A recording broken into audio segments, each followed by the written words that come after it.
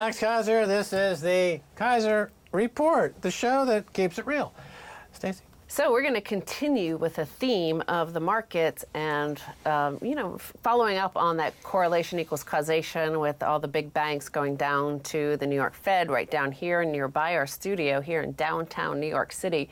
And basically doing better than all other banks because they have insider information. Well, we're going to talk about the cotillion effect. This is a cool tweet I saw last week from a Wall Street Dropout. One of two, cotillion effect. Newly created money is not distributed evenly, simultaneously in a population. It has a specific injection point and flow through the economy. The first recipients are able to spend it before prices go up. The last recipients get hit with this hidden tax. Equities are near all-time highs, but populist movements spring up globally. Around the same time Bitcoin is born. These are not coincidences.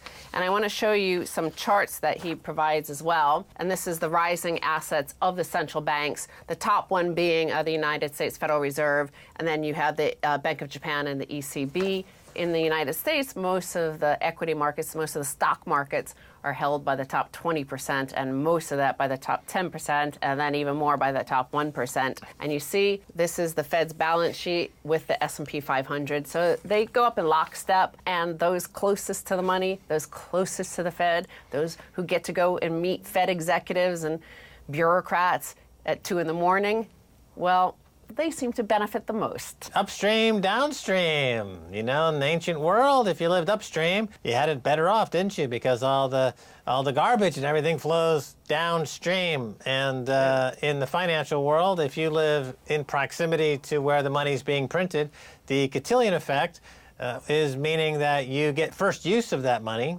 and it then compounds at a rate unique to you. You get a compounded rate of return based on first use, and time is on your side. If you're downstream, time is working against you because you end up with a savings account paying 0%, or you have no wages, or you're behind the inflation curve, and so you negative compounded rate of return, and the wealth and income gap divide. So people believe that something intangible like money could be easily distributed without much friction in the economy.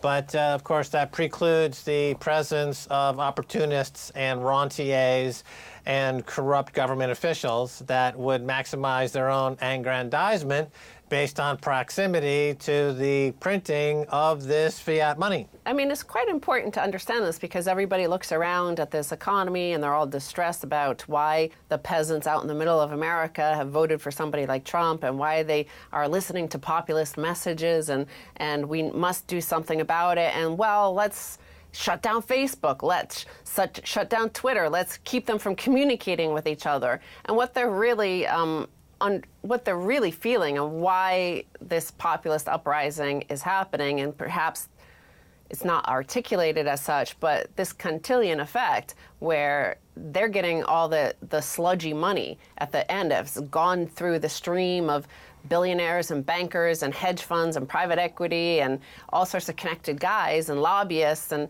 all sorts of, horrible people.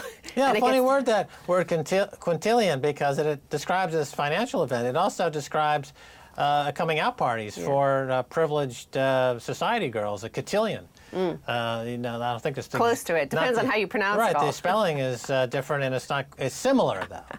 Yes. So it's a bunch of wasps out there in Westchester County having cotillions, getting the quintillion effect, all financed, I guess. Big word starting with Q is what separates the upper and lower classes in America. Well, actually, quintillion starts with a C. It's a freaking C. It's a C, one's a C, one's a Q. You put those together and you're in Britain and you have a lawyer, the Queen's Counsel, the Queen's Constabilitory. The QC, yes. The QC, the Queen's Consort. Well, let's move on to the next step here in our headlines, because we're juxtaposing these two headlines. We're talking about the cotillion effect. We showed you the chart of the S&P 500 rising exactly with the Fed balance sheet, and all of these guys running around New York City and Washington, D.C. and San Francisco and Los Angeles who get access to this money first. They lord it over everybody else, acting like they that are so genius, that know how to play the market, that are just so clever, and they deserve this vast wealth, and all the people at the bottom getting the dregs of their money after it's been polluted by all the... Well, it's like drug dealing, you know. You get the pure cocaine from Colombia, and then you cut it with, whatever. Baking powder. But so let's talk about the bottom.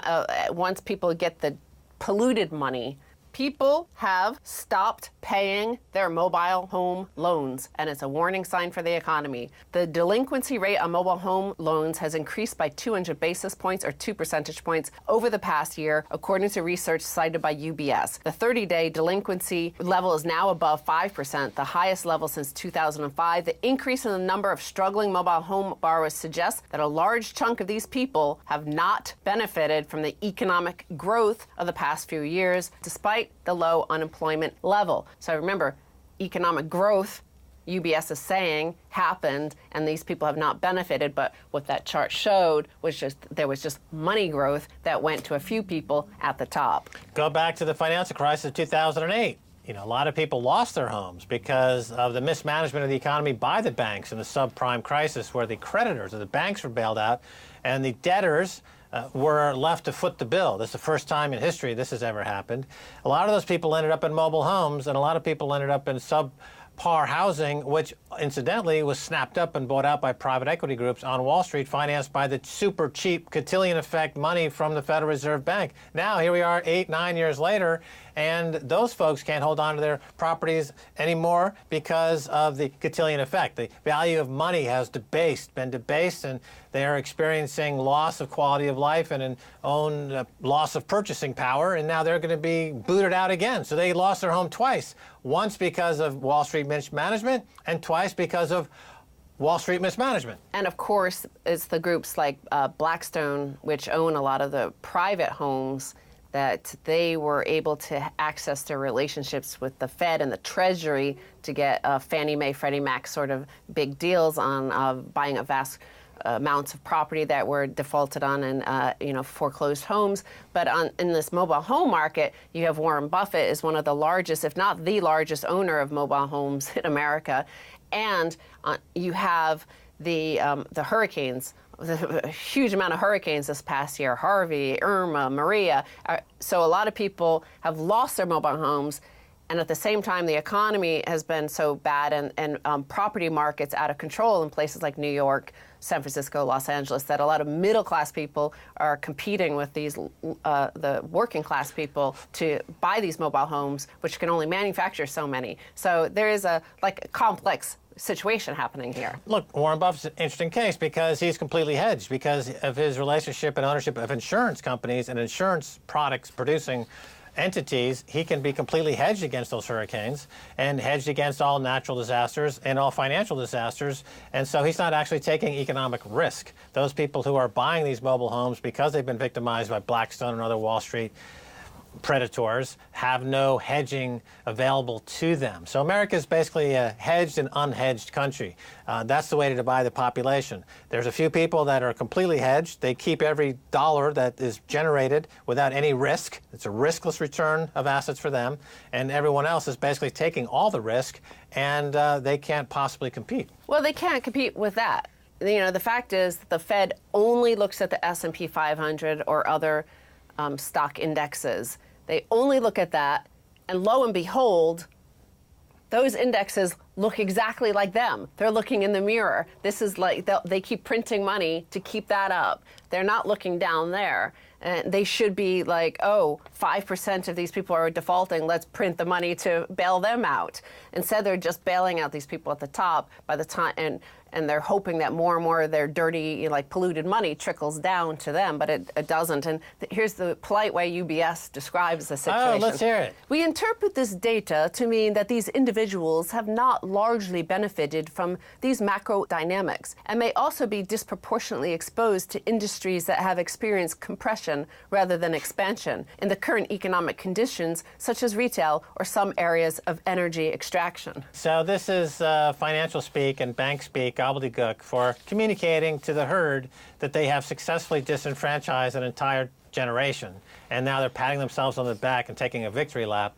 And it's very close to, in previous societies, we've seen the celebration of extermination of parts of the population. Yeah, that's a little bit over the top, but what is simple, one could say, is UBS has been in many moments of possibly being arrested or fined many large amounts of money from the Fed that caused the S&P to issue all this free money, clean money, to the likes of UBS that then trickles down. Yeah, so why are they issuing all this money? UBS is certainly not going to say anything to the Treasury about the Treasury or the Fed because, of course, they want to make sure they get out of jail They're trying to rationalize all the money that they got received for free to bail themselves out, and the fact that it caused economic dislocation. They're characterizing in this rather obtuse, long paragraph, long-winded obfuscation. Well, they are identifying a genuine situation, which is the bottom are poor, and the bottom cannot pay even their mobile home loans.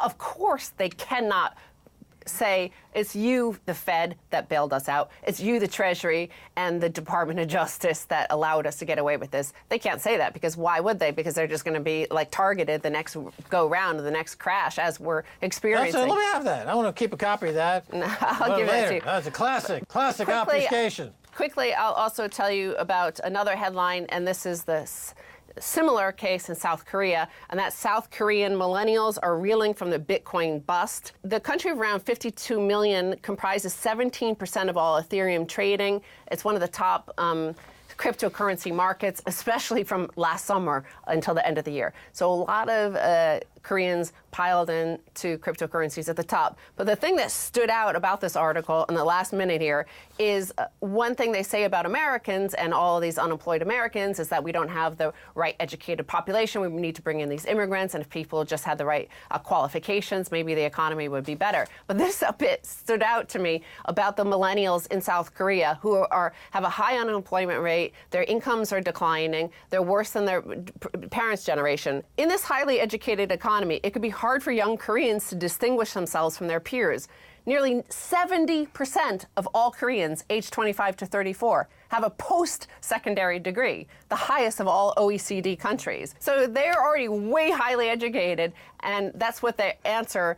The sorts like MSNBC will say, well, we just need to educate all these people in Kansas and Missouri and coal country and places like that, and we'll just be fine. But here in South Korea, 70% of them have a college degree or higher. So they're unemployed still. Well, it's not about education, it's about common sense.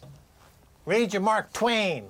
It's actually about the Cantillon effect. Well, speaking of debutantes, debutante balls, and all things swishy, stay tuned for the second half right after this break.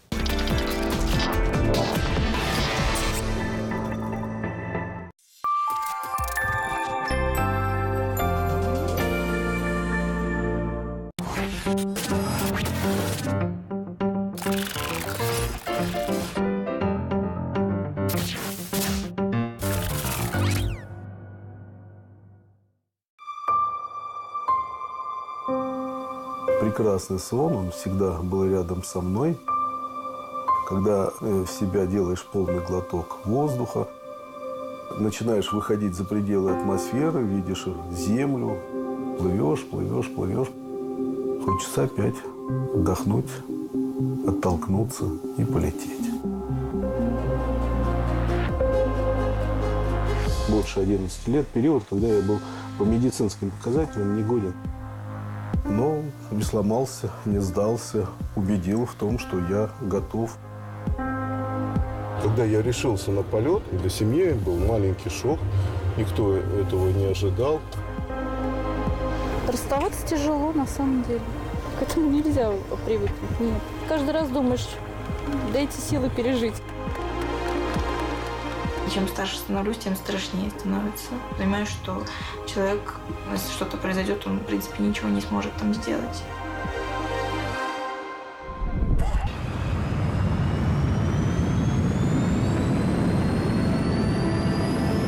Ухожу я в путешествие тоже для своих. В том числе потому, что мне надо каждый раз доказывать и своей супруге, что я мужчина, настоящий мужчина, что я еще готов и могу сделать безумные поступки.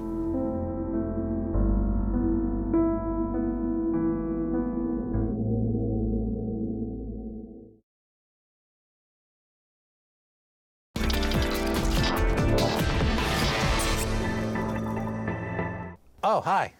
Welcome back to the Keiser Report. I'm Max Keiser. That buzzing is nothing. Don't pay it any attention. Well, anyway, let's continue now with our conversation with Valentina Lisitsa. Welcome back. Okay, as I mentioned, it's a great privilege to have an artist of your caliber on this show. Now, when I see you on YouTube and I see you attacking those pieces and you're ripping through Beethoven and you're annihilating Bach, and I'm thinking, you know, how do you, are you conscious when you're playing, or are you just like unconscious? How do you do that? It's the same as with any athlete. You get into a zone and you're totally not there, and hopefully you take your audience with you and we go to different dimensions. You know, we're not creators. Composers are creators, we're performers, but you use all of your life experience, everything emotionally, what you live through, vicariously or yourself, to pour, basically, I know it's high words, to pour your soul out to people. But you have a story now. I have many stories. Yeah, but your story, your personal story, is now reflected in your performance. Do you feel more actuated? I think it was a Jung or Freud, the process of self-actualization, where you become yourself, so to speak. You achieve the highest order of your own self-awareness. You lose fear, yes, and then you're able to speak your soul out. That's the most important thing, because if you have inner fear or reservation of something, then you cannot connect with people. So let's get back to this whole political thing. So when you're confronted with a political kind of backlash, as to stay fearless, you must be true to your fearlessness. Yeah, it was very tempting, you know, to back off. And a lot of people told me, whether kindly or not so kindly, you'd better shut up and do your stuff, play. And then I remember even in Soviet Union, you know, with all the censorship, you know, Shostakovich is one of my absolutely favorite composers and human beings. He was censored when he stopped writing anything with words, because the words, you know, like operas or songs, they would be analyzed and considered to be political. So he wrote pure music in which all the people who came there, they could perfectly understand what he said. So inner censorship was not there. You said something recently, which I remembered, took note of, that the notes are basically just, specs on the page. We have no record of how they should be played. Been all written before the technology to capture these performances. So we don't really know what the composer had in mind beyond his ability to make notations, you know, so speed it up a little slower, you know, allegro, whatever. We put ourselves into the music. We put ourselves in context, both as performer, like I am, and listeners. Because, for example, you know, to put it simply, if person heard some song at his or her wedding and it's associated with something happy, whenever this person listens to the same piece, he remembers the same nice feeling. But if it was heard at funeral, it's different. But it would be the same piece, right? So we all put our own meaning, our own life experience, our own history into very much classical musical pieces. You know, why do we still listen to Beethoven or Bach? You know, those are classical composers. We have marble busts of them. They were wearing wigs, but they still speak to us for some reason. It's because we put ourselves into those specs of black ink on white paper. You are a priest to some degree, interpreting the words of the deities. Yes, of the creators. The creators, and you to the pulpit, and you tell the congregation essentially that this is this is the word spoken, and the response by the public has been enormous. You're the most viewed classical pianist on YouTube ever by a huge margin, and you also have become politically involved and in the kind of the subject of political debate, if you will, because you happen to be born Ukrainian. I mean, that's just happened to be your country of origin. Yes, and the pressure was on me as a public figure to speak out You know, it's not like I started doing it out of blue. You know, the first thing that happened, I was given an interview for style section in Italian newspaper, and you know, we were going through long things, you know, what dresses you wear, so on, and that was just around Maidan. And then the person asked me, the interviewer, but what do you think about Maidan? I said what I think about Maidan, and then I didn't see an interview, and then some fan of mine writes to me, so Valentina, tell me honestly, do you think of all of us Russians that were vampires? I say, what? What did I say? And she sends me, she lives in Italy, a Russian person, she sends the headline, says that Putin is a vampire who came to our country. They literally take the words and put them in my mouth and make a headline out of it. Because I'm Ukrainian, it was convenient. So at that point, I started on Twitter delivering, basically translating the news, what was happening, and things were going downhill. You know, like many Ukrainians, I was excited about Maidan, you know, because revolution, especially when it's televised, and all, you know, people unite as one, and there is this feeling that some good things will come out. It's always uplifting, and you want to be part of it. And then you see things that come out during Maidan, you know, shooting, killings, what was happening after, and then you, like many people, become shocked by it. And what I saw in the media, in mainstream media, was not corresponding to what I saw. So I started translating things from Russian and Ukrainian to my English. At that point, it was only English-speaking audience. You know, I didn't have any connections to Russia or anything. And then I was put on notice, so people told me to shut up. And I'm a very stubborn person, and I live on adversity. I thrive on adversity. So when I'm told to shut up, I open my mouth twice as wide.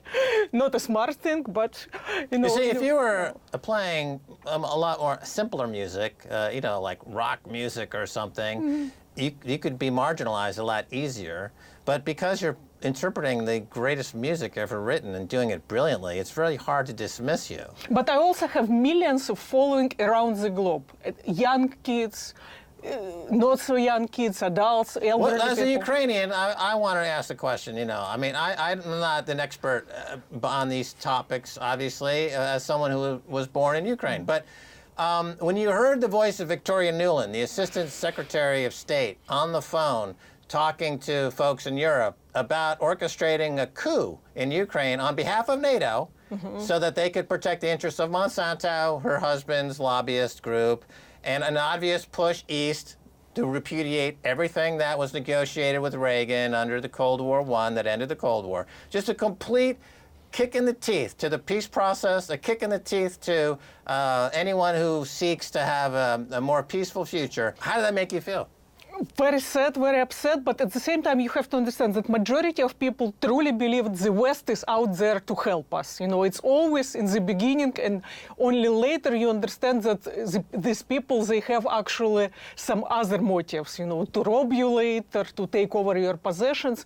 You know, the countries which didn't have many revolutions or civil wars, they're doing the best. You know, take Switzerland, the country which is absolutely should be model for Ukraine because it's multilingual, so people sing their anthem in different languages. They decide everything by referendum. It's direct democracy.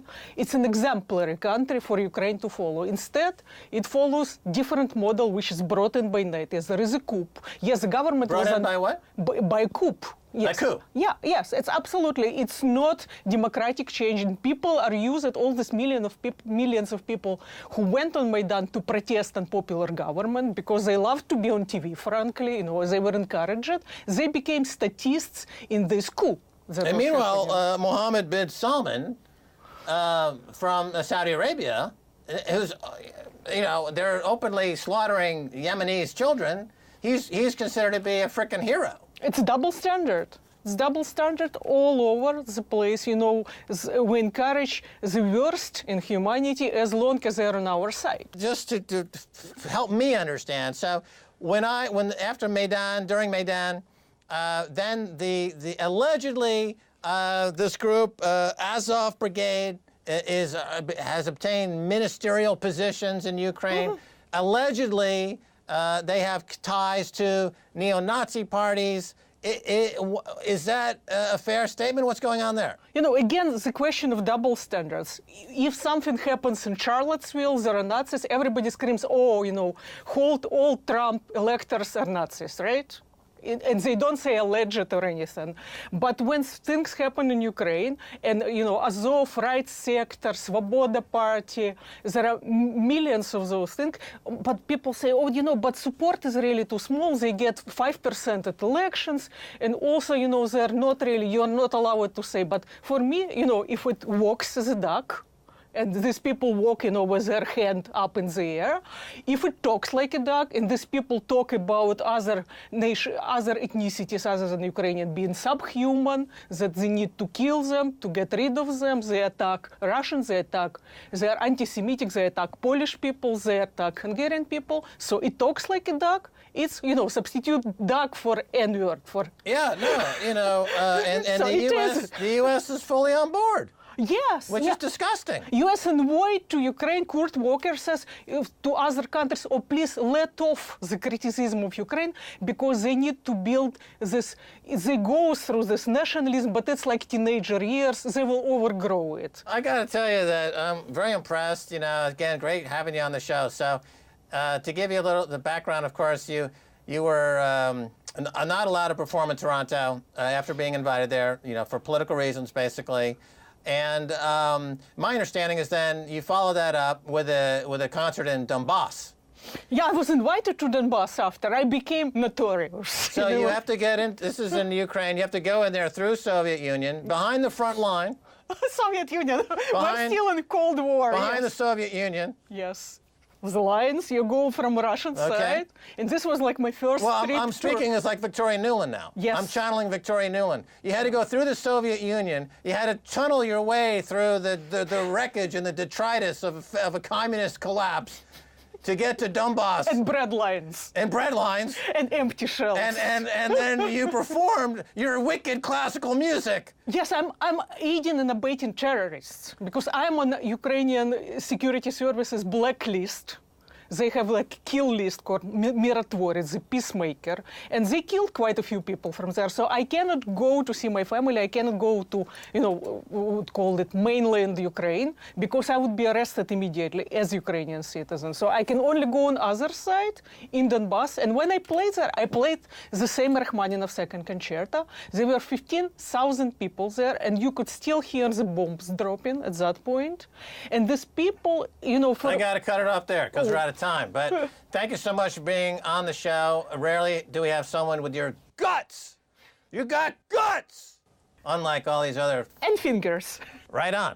Well, if you want to catch the other side of the story about Azov Brigade, please check out the glowing profile in the Guardian newspaper over there in the UK. And that's going to do it for us here on the Keiser Report. I'd like to thank our special guest, Valentina Lisitsa. And if you want to catch us on Twitter, it's Keiser Report. Until next time, bye, y'all!